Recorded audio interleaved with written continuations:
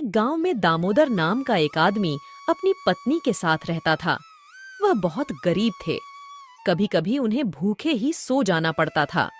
इतना होने पर भी दामोदर की पत्नी सुनीता उसे हमेशा समझाती।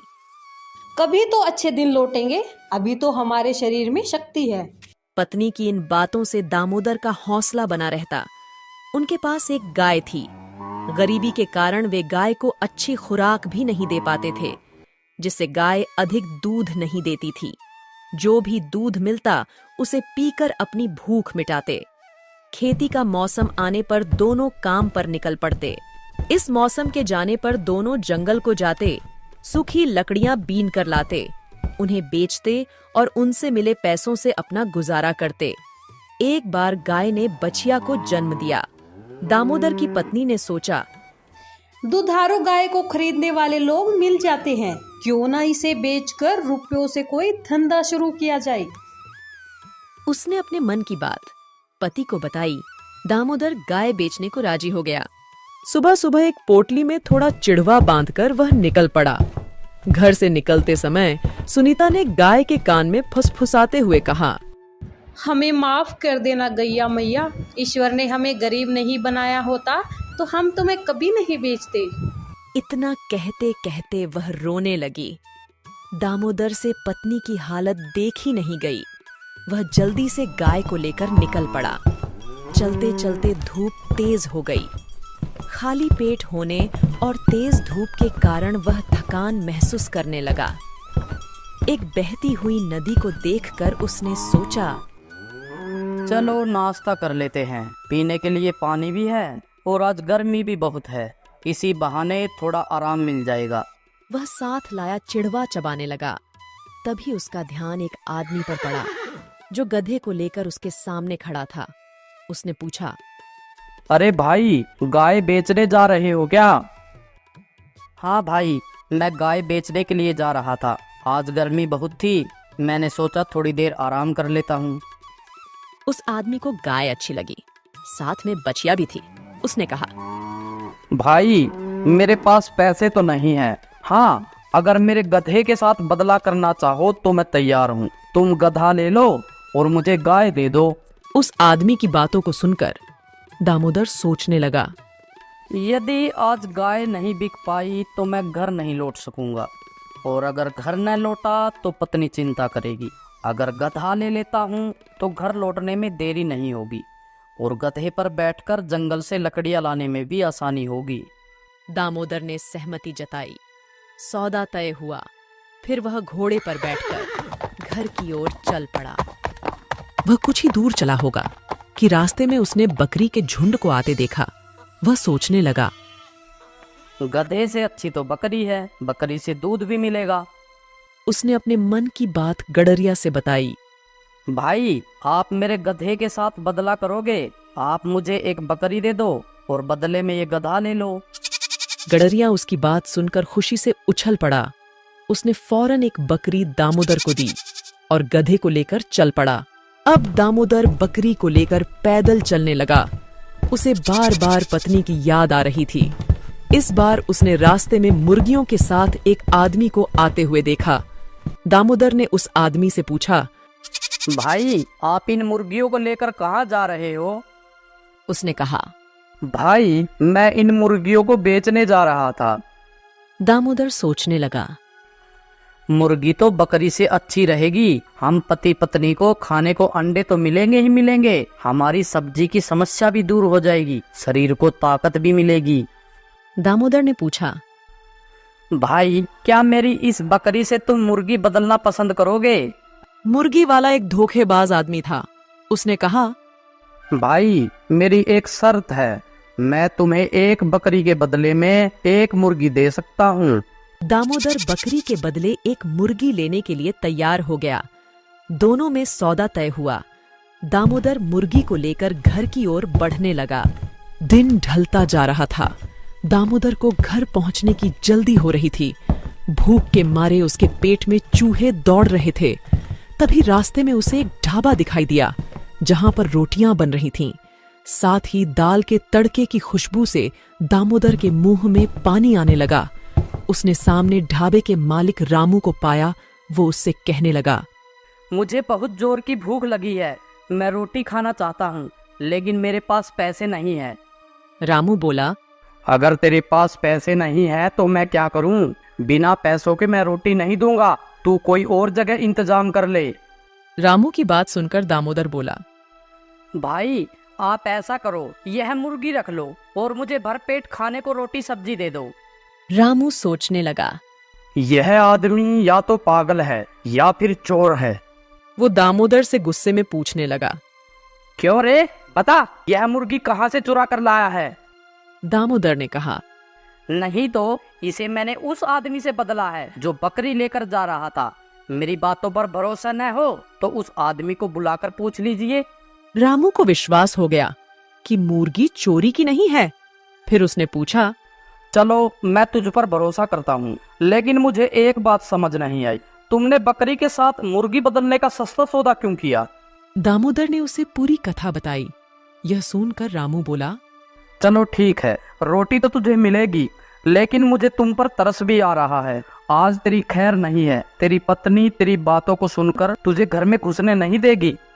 रामू की बात सुनकर दामोदर बोला, आप मेरी पत्नी को नहीं जानते। मेरी पत्नी अनपढ़ जरूर है, लेकिन है बहुत समझदार। मेरे इस सौदे पर वह भी नाराज नहीं होगी। रामू ने कहा, ऐसी बात है, चलो शर्त लगाते हैं। दामोदर ने कहा, ठीक है, पर शर्त क्या होगी? रामू बोला, चलो तुम ही बता दो। दामोदर गरीब था, उसके पास देने के लिए तो कुछ था नहीं। उसने कहा, अगर मैं शर्त हार गया तो खाली हाथ वापस लौट आऊंगा और जिंदगी भर आपकी नौकरी करूंगा, लेकिन अगर आप शर्त हार गए तो? रामू ने कहा, अगर मैं शर्त हार गया तो तुम्हें गाय, गधा, बकरी और मुर्गी की पूरी कीमत दूंगा। दामोदर कहने लगा, सेठ जी मुझे शर्त मंजूर है, लो इस मुर्गी को पकड़ो और मुझे खाने के लिए दाल रोटी दो। दामोदर जब रोटी खाने लगा तो रामू ने कहा, भाई मैं भी तेरे साथ चलूंगा, क्योंकि मुझे तेरी पत्नी के धैर्य की परीक्षा लेनी है। दामोदर ढाबे के मालिक को लेकर चलने को तैयार हो गया। दोनों को घर पहुंचते पहुंचते अंधेरा हो चुका था। दामोदर पत्नी को आवाज देते हुए घर के अंदर घुस गया। रामू बाहर खड़ा होकर उनकी बातें सुनने लगा। दामोदर को कमरे में आते देख उसकी पत्नी ने कहा, चलो अच्छा हुआ, रात होने से पहले ही आप वापस आ गए। गाय कितने में बिकी? दामोदर ने कहा, गाय तो मैंने बेच दी, मगर पैसे हाथ नहीं आए। उसके बदले मुझे एक गधा लेना पड़ा। उसकी पत्नी बोली, चलो कोई बात नहीं, अब तुम्हें लकड़ी लाने जंगल तक पैदल नहीं चलना पड़ेगा, लकड़ी भी गधे पर ढो सकते हो। दामोदर ने कहा, यही सोचकर तो मैंने सौदा तय किया था, लेकिन रास्ते में एक घटना हो गई जिसके कारण गधा भी हाथ से निकल गया। उसकी पत्नी बोली, कोई बात नहीं, तुम्हें चोट तो नहीं आई? दामोदर ने कहा, नहीं नहीं, इस प्रकार की कोई घटना नहीं हुई। रास्ते में घर लौटते हुए गधे के बदले एक बकरी लेनी पड़ी, यह सोचकर कि गाय के न होने पर भी हमें दूध की कमी नहीं होगी। उसकी पत्नी बोली, हाँ यह तो तुमने अच्छा सोचा, चलो अब दूध की परेशानी तो नहीं रहेगी। दामोदर ने कहा, लेकिन भाग्य को यह भी मंजूर नहीं था। रास्ते में मैंने उसके बदले यह सोचकर एक मुर्गी ली कि उससे रोज अंडे मिलेंगे, अंडों से चूजे निकलेंगे, इन्हें बेचकर हम धन भी कमाएंगे और कभी कभी अंडे भी खाने को मिलेंगे। उसकी पत्नी बोली, यह भी बहुत अच्छा सोचा, मुझे भी बहुत दिनों से मुर्गी पालने की इच्छा हो रही थी, कहाँ है मुर्गी? दामोदर ने कहा, लेकिन भाग्यवान मुर्गी भी हाथ से निकल गई। दामोदर की पत्नी ने हंसते हुए पूछा, कैसे? दामोदर ने कहा, वो हुआ कुछ यूं कि सुबह से मैं भूखा था, रास्ते में एक ढाबा मिला, खाने की खुशबू से मेरे पेट में चूहे दौड़ने लगे, मैं अपने आप को रोक नहीं सका, मुर्गी के बदले मैंने ढाबे पर भरपेट रोटियां खाई। दामोदर की पत्नी ने कहा, मेरे लिए यह कितनी खुशी की बात है कि तुमने कई दिनों बाद भरपेट रोटियां खाई। तुम स्वस्थ और कुशल रहते हो तो हम लोग कमाते रहेंगे और कभी मुर्गी भी खरीद कर पाल लेंगे। चलो मुंह हाथ धो लो। दामोदर ने रामू को अंदर आने के लिए कहा। रामू दामोदर की पत्नी की समझदारी और सहनशील स्वभाव की प्रशंसा करते हुए बोला, बहन जी, आप एक बात बताओ, आपके पति ने इतनी बड़ी बेवकूफी की, फिर भी आपको उस पर गुस्सा नहीं आया? आपकी सहनशीलता की तारीफ करनी पड़ेगी। दामोदर की पत्नी ने कहा, भाई, ईश्वर ने हमें गरीब और संतानहीन बनाया है। हमारे बीच जो प्रेम है उसे हम अपनी अमूल्य संपत्ति समझते हैं और इसके लिए ईश्वर को धन्यवाद देते हैं। अब हम क्रोध दिखाकर ईश्वर के इस अमूल्य उपहार को गंवाना नहीं चाहते, न ही इसके जीवन को नरक बनने दूंगी। मेरे लिए तो इसका सुख सब कुछ है, इसलिए मैं क्रोध नहीं करती। दामोदर की पत्नी की बातों से ढाबे का मालिक अत्यंत प्रभावित हुआ। इसके अलावा शर्त के अनुसार उसने उसे 5,000 रुपए दिए, साथ ही उन्हें नौकरी पर भी रख लिया। एक गांव में रमेश नाम का किसान रहता था। परिवार में उसकी पत्नी और 2 बच्चे थे। वह अपने छोटे से खेत में फसलें उगाता था, जिससे कि वो अपने परिवार के लिए 2 वक्त का खाना जुटा पाता था। लेकिन इस साल बारिश न होने की वजह से उसकी फसलें इतनी अच्छी नहीं हो पाई। एक दिन वह अपनी पत्नी के साथ खेत पर खड़े होकर कह रहा था, हे भगवान, अगर बारिश हो जाए तो इस बार सभी किसानों की फसलें अच्छी हो जाए। उसकी पत्नी भी कहती है, सही कहा आपने। अगर बारिश हो जाती है तो इस बार काफी अनाज हमारे पास आ जाएगा। बारिश की आस में किसानों की उम्मीदें टूटने लगती हैं, लेकिन बारिश की एक भी बूंद जमीन पर नहीं गिरती। परिणाम यह होता है कि सभी किसानों की फसलें बर्बाद हो जाती हैं। रमेश की फसल भी पूरी तरह बेकार हो जाती है। ये देखकर रमेश कहता है, हे भगवान, इस बार किसानों का बहुत नुकसान हुआ है। फसलें पूरी तरह से नष्ट हो चुकी है।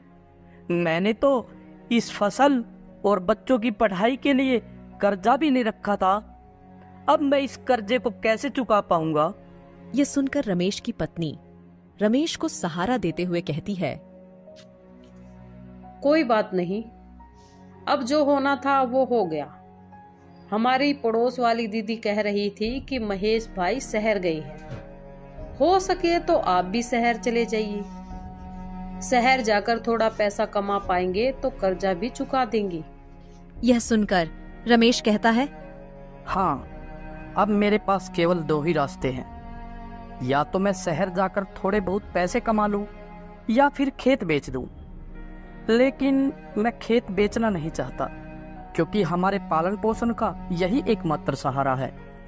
बाद में रमेश और उसकी पत्नी दोनों मिलकर रमेश के शहर जाने को ही उचित समझते हैं। अगली सुबह रमेश शहर जाने की तैयारी करता है।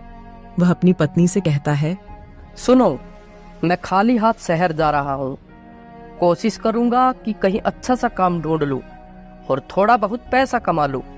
जैसे ही कुछ पैसे हो जाएंगे मैं तुम्हें खर्चे के लिए भिजवा दूंगा। रमेश के जाते वक्त उसकी पत्नी उसे कुछ पैसे देती है। यह देखकर रमेश कहता है, यह पैसे कहाँ से आए तुम्हारे पास? रमेश की पत्नी कहती है, मैंने थोड़ा थोड़ा करके ये पैसा जमा किए थे अपने बुरे वक्त के लिए। अब शायद इनका सही वक्त आ चुका है। रमेश थैला उठाता है, उसी में उन पैसों को रख लेता है और शहर के लिए रवाना हो जाता है। शहर पहुंचकर वह काम ढूंढना शुरू करता है, लेकिन पूरा दोपहर काम की तलाश करते करते वह थक जाता है, लेकिन काम नहीं मिलता है।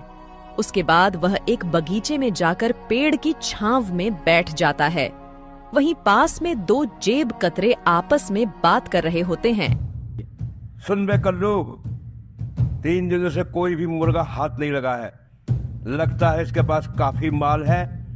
इस बार खाली हाथ लौटकर नहीं आना है। सही कहा मालिक, आपकी निगाह तो बहुत तेज है। चल अब तारीफ करना बंद कर और काम पर लग जा। मैं इसे बातों में उलझा लूंगा और तू इसका थैला लेकर 1, 9, 11 हो जाना।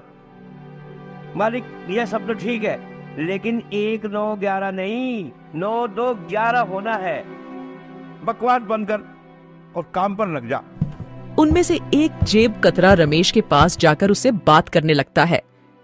अरे श्याम बाबू, कैसे हो? बड़े दिनों बाद दिखाई दिए हो। अरे भाई, आप कौन हो? मैं तो आपको जानता भी नहीं। और मेरा नाम श्याम बाबू नहीं, मेरा नाम तो रमेश है। अरे हाँ, तभी मैं कहूँ कि तुम्हारा नाम भूल रहा हूँ।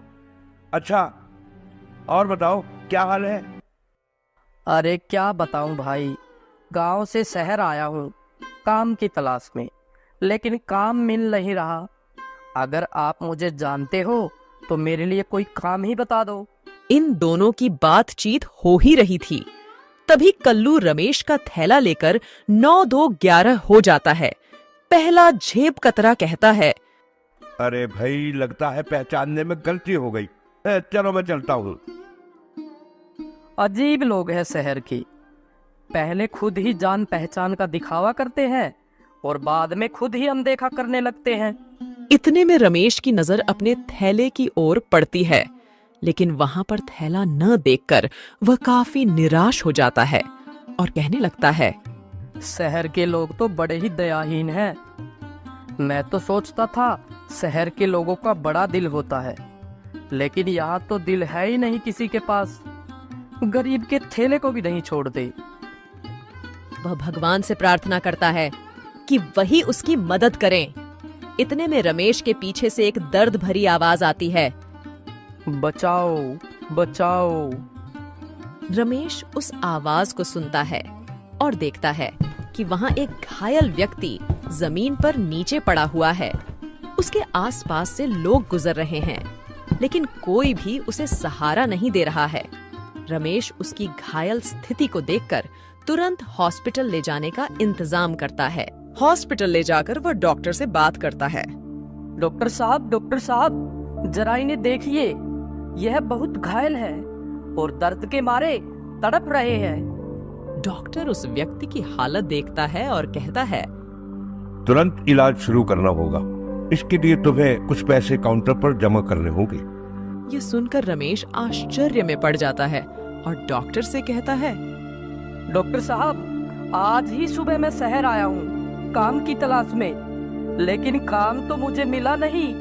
ऊपर से मेरा बैग भी किसी ने चुरा लिया है। डॉक्टर उस व्यक्ति का तुरंत इलाज शुरू कर देते हैं और कुछ समय बाद बाहर निकलते हैं। तभी रमेश अपनी जेब से एक पर्स निकालता है, जो उसे घायल व्यक्ति को हॉस्पिटल लाते हुए उसकी जेब से गिरते हुए मिल गया था।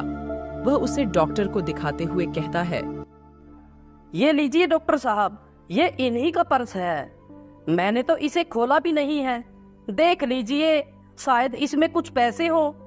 डॉक्टर उस पर्स को चेक करता है तो उसमें बहुत सारे आईडी कार्ड और क्रेडिट कार्ड होते हैं। जब डॉक्टर उनकी आईडी कार्ड को चेक करता है तो उसे पता चलता है कि यह तो शहर के सबसे अमीर आदमी है। वो तुरंत रमेश से कहता है, अच्छा हुआ जो तुम इन्हें हॉस्पिटल लेकर आ गए। तुम जानते हो, ये शहर के सबसे बड़े आदमी हैं। मुझे नहीं पता डॉक्टर साहब, मैंने तो अपना फर्ज निभाया है। डॉक्टर रमेश को शाबाशी देता है और कहता है, कल सुबह इन्हें होश आ जाएगा। तुम कल सुबह आकर इनसे मिल सकते हो। रमेश रात भर उस गार्डन में ही सोता है और सुबह होते ही वह हॉस्पिटल वापस आ जाता है और डॉक्टर से पूछता है, डॉक्टर साहब, अब इनकी तबीयत कैसी है? डॉक्टर कहता है, हाँ, अब बिल्कुल ठीक है, तुम इनसे मिल सकते हो। डॉक्टर उस व्यक्ति से रमेश का परिचय कराते हुए कहता है, यह रमेश जी हैं। इन्होंने ही आपकी जान बचाई है। घायल अवस्था में यही आपको हॉस्पिटल लेकर आए थे। यह सुनकर अशोक जी कहते हैं, धन्यवाद मेरी जान बचाने के लिए। तुम कौन हो और क्या करते हो? तभी रमेश कहता है, मैं गांव से शहर आया हूँ एक अच्छे से काम की तलाश में, लेकिन अभी तक मुझे कोई भी काम नहीं मिला है।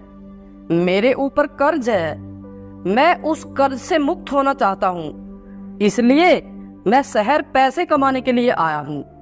अशोक जी ये सोचकर हैरान हो जाते हैं कि यह व्यक्ति इतनी परेशानी में होते हुए भी मुझे हॉस्पिटल लेकर आया। वह कहते हैं, मुझे ये जानकर बहुत अच्छा लगा कि इस समय भी तुम जैसा अच्छा और ईमानदार इंसान है। एक काम करना, कल मेरी छुट्टी है तो तुम कल सुबह ठीक इसी समय आना। मेरे पास तुम्हारे लिए काफी अच्छा काम है। रमेश शुक्रिया अदा करते हुए वहां से चला जाता है। अगले दिन ठीक उसी समय हॉस्पिटल पहुंचता है। हॉस्पिटल से वे दोनों अशोक जी के घर के लिए रवाना हो जाते हैं। घर में प्रवेश करते वक्त रमेश उनके बड़े से महल और बड़ी बड़ी गाड़ियां देखकर हैरान रह जाता है और सोचता है कि यह व्यक्ति कितने अमीर होंगे। रमेश अंदर जाकर सोफे पर बैठ जाता है। तभी अशोक जी नौकर से उसके लिए पानी और खाने के लिए कुछ लाने को कहते हैं। अशोक जी कहते हैं, रमेश, तुम कुछ खा पी लो, मैं 15 मिनट में आता हूँ। कुछ देर बाद अशोक जी आते हैं और कहते हैं, रमेश, शहर के बाहर मेरी एक बड़ी फैक्ट्री है जिसमें खेती से जुड़े उत्पाद बनाए जाते हैं। खाने पीने का कोई झंझट नहीं है। वहाँ पर तुम्हें खाने पीने को सब मिलेगा, रहने को घर मिलेगा। अगर तुम सहमत हो तो तुम इस काम को कर सकते हो। रमेश कहता है, यह तो मेरे लिए बहुत ही अच्छी बात है। वैसे भी मैं एक किसान हूँ। खेती बाड़ी के बारे में मुझे बहुत अच्छे से पता है। मैं इस काम को अच्छे से कर पाऊंगा। अशोक जी कहते हैं, तुम चाहो तो अपने परिवार को भी यहाँ लाकर रह सकते हो। अशोक जी रमेश को कुछ पैसे देते हैं जिससे वह अपने कर्ज को चुका पाए।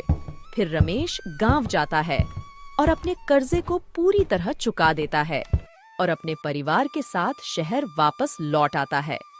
अशोक जी रमेश के दोनों बच्चों की पढ़ाई का खर्चा भी खुद ही उठाते हैं और उनके खाने पीने का और रहने का ख्याल भी रखते हैं।